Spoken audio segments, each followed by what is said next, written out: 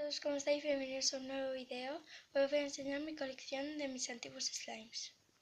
Antes de todo quería recomendaros que me sigáis en mis redes sociales, que las dejaré por aquí, por donde sea, o creo que en el link o en la descripción. Bueno, vamos a empezar. Bueno, ya estamos aquí. Vamos a empezar con el más duro que tengo. Es súper duro, como ya estáis viendo. Hace un mogollón de ruidos. Bueno, es súper duro, es tan duro que ni siquiera se rompe.